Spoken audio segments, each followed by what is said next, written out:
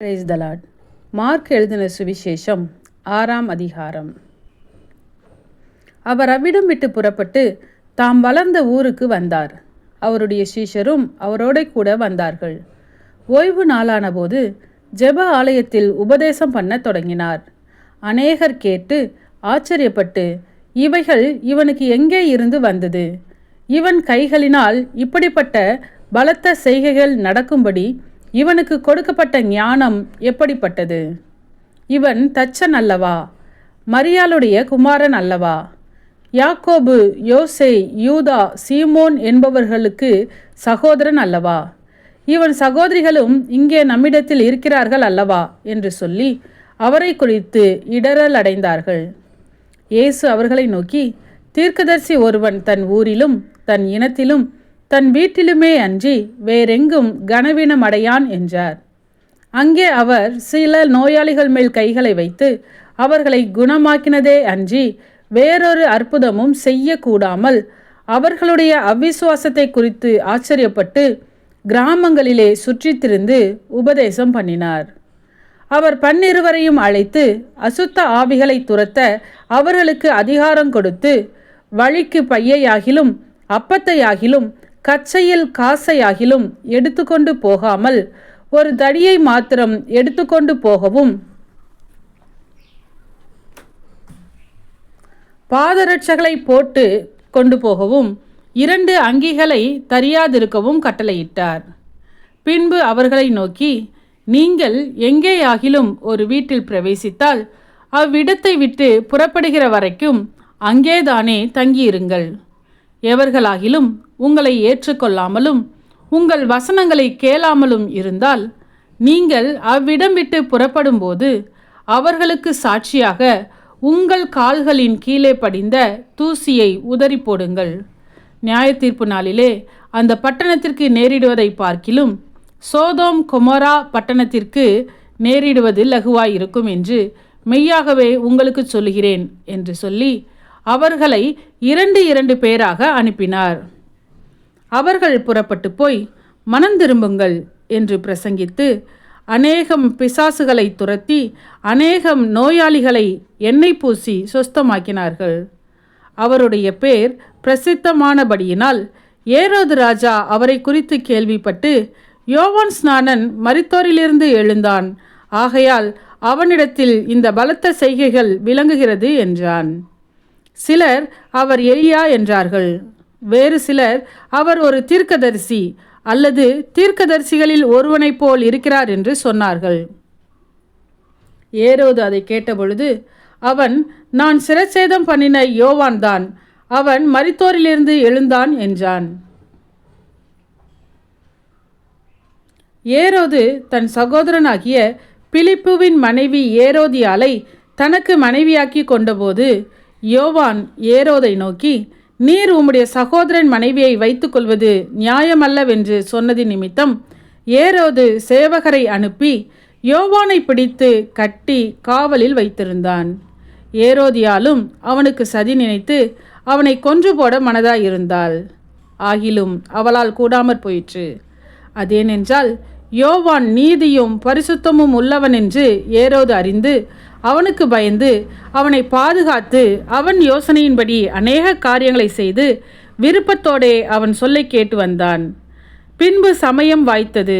எப்படி என்றால், ஏரோது தன் ஜென்ம நாளிலே தன்னுடைய பிரபுக்களுக்கும் சேனாதிபதிகளுக்கும் கலிலேயா நாட்டின் பிரதான மனுஷருக்கும் ஒரு விருந்து பண்ணினபோது ஏரோதியாளின் குமாரத்தி சபை நடுவே வந்து நடனம் பண்ணி ஏரோதுவையும் அவனோட கூட பந்தி இருந்தவர்களையும் சந்தோஷப்படுத்தினாள். அப்பொழுது ராஜா சிறுவனை நோக்கி, உனக்கு வேண்டியதை என்னிடத்தில் கேள், அதை உனக்கு தருவேன் என்று சொன்னதும் அல்லாமல், நீ என்னிடத்தில் எதை கேட்டாலும் அது என் ராஜ்யத்தில் பாதியானாலும் அதை உனக்கு தருவேன் என்று அவளுக்கு ஆணையும் இட்டான். அப்பொழுது அவள் வெளியே போய் நான் என்ன கேட்க வேண்டும் என்று தன் தாயினிடத்தில் கேட்டாள். அதற்கு அவள், யோவான் ஸ்நானனுடைய தலையை கேள் என்றாள். உடனே அவள் ராஜாவினிடத்தில் சீக்கிரமாய் வந்து, நீர் இப்பொழுதே ஒரு தாளந்தில் யோவான் ஸ்நானனுடைய தலையை எனக்கு தர வேண்டும் என்று கேட்டாள். அப்பொழுது ராஜா மிகுந்த துக்கமடைந்தான். ஆகிலும் ஆணையின் நிமித்தமும் கூட பந்தியிருந்தவர்களின் நிமித்தமும் அவளுக்கு அதை மறுக்க மனதில்லாமல் உடனே அவனுடைய தலையை கொண்டு வரும்படி சேவகனுக்கு கட்டளையிட்டு அனுப்பினான். அந்தபடி அவன் போய் காவற்கூடத்திலே அவனை சிரச்சேதம் பண்ணி அவன் தலையை ஒரு தாளந்திலே கொண்டு வந்து அதை அந்த சிறுபெண்ணுக்கு கொடுத்தான். அந்த சிறுபெண் அதை தன் தாயினிடத்தில் கொடுத்தாள். அவனுடைய சீஷர்கள் அதை கேள்விப்பட்டு வந்து அவன் உடலை எடுத்து ஒரு கல்லறையில் வைத்தார்கள். அப்பொழுது அப்போஸ்தலர் இயேசுவினிடத்தில் கூடி வந்து தாங்கள் செய்தவைகள் உபதேசித்தவைகள் யாவையும் அவருக்கு அறிவித்தார்கள். அவர் அவர்களை நோக்கி, வனாந்திரமான ஓரிடத்தில் தனித்து சற்றே இளைப்பாறும்படி போவோம் வாருங்கள் என்றார். ஏனெனில் வருகிறவர்களும் போகிறவர்களும் அநேகராய் இருந்தபடியினால் போஜனம் பண்ணுகிறதற்கும் அவர்களுக்கு சமயம் இல்லாதிருந்தது. அப்படியே அவர்கள் தனிமையாய் ஒரு படவில் ஏறி வனாந்திரமான ஒரு இடத்திற்கு போனார்கள். அவர்கள் புறப்பட்டு போகிறதை ஜனங்கள் கண்டார்கள். அவரை அறிந்த அநேகர் சகல பட்டணங்களிலும் இருந்து கால்நடையாய் அவ்விடத்திற்கு ஓடி அவர்களுக்கு முன்னே அங்கே சேர்ந்து அவரிடத்தில் கூடி வந்தார்கள். இயேசு கரையில் வந்து அநேக ஜனங்களை கண்டு அவர்கள் மேய்ப்பனில்லாத ஆடுகளைப் போல் இருந்தபடியால் அவர்கள் மேல் மனதுருகி அநேக காரியங்களை அவர்களுக்கு உபதேசிக்க தொடங்கினார். வெகு நேரம் சென்ற பின்பு அவருடைய சீஷர்கள் அவரிடத்தில் வந்து, இது வனாந்திரமான இடம், வெகு நேரமும் ஆயிற்று, புசிக்கிறதற்கும் இவர்களிடத்தில் ஒன்றுமில்லை.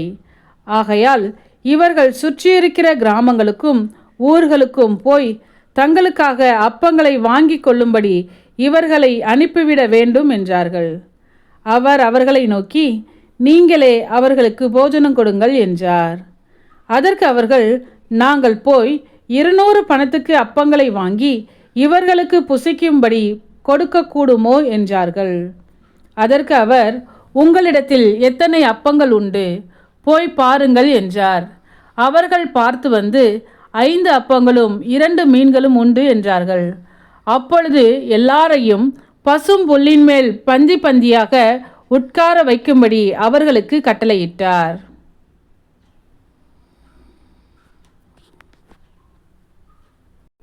அப்படியே வரிசை வரிசையாய் 100 பேராகவும் 50 பேராகவும் உட்கார்ந்தார்கள். அவர் அந்த 5 அப்பங்களையும் அந்த 2 மீன்களையும் எடுத்து வானத்தை அண்ணாந்து பார்த்து ஆசீர்வதித்து அப்பங்களை பிட்டு அவர்களுக்கு பரிமாறும்படி தம்முடைய சீஷர்களிடத்தில் கொடுத்தார்.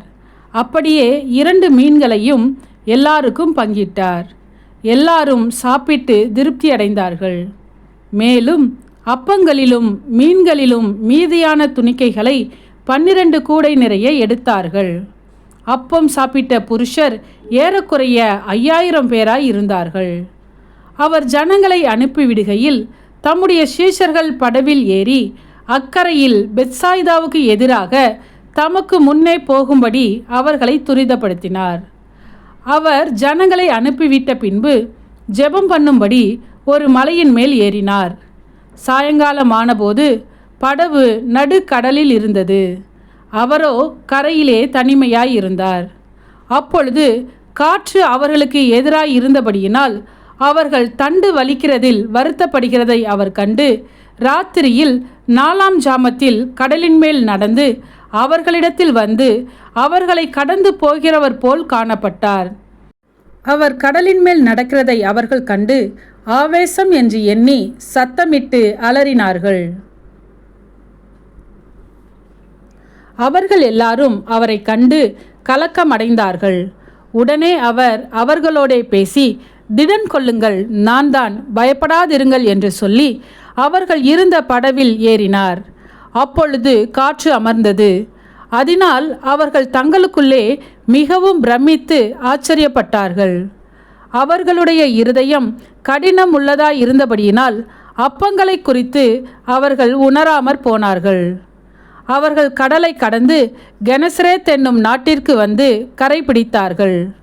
அவர்கள் படவிலிருந்து இறங்கின உடனே ஜனங்கள் அவரை அறிந்து அந்த சுற்றுப்புறமெங்கும் ஓடி திரிந்து பிணியாளிகளை படுக்கைகளில் கிடத்தி அவர் வந்திருக்கிறார் என்று கேள்விப்பட்ட இடங்களிலெல்லாம் சுமந்து கொண்டு வந்தார்கள். அல்லாமலும் அவர் பிரவேசித்த கிராமங்கள், பட்டணங்கள், நாடுகள் எவைகளோ அவைகளின் சந்தை வெளிகளிலே வியாதிக்காரரை வைத்து அவருடைய வஸ்திரத்தின் ஓரத்தை ஆகிலும் அவர்கள் தொடும்படி உத்தரவாக வேண்டும் என்று அவரை வேண்டிக் கொண்டார்கள். அவரை தொட்ட யாவரும் சொஸ்தமானார்கள். ஆமேன்.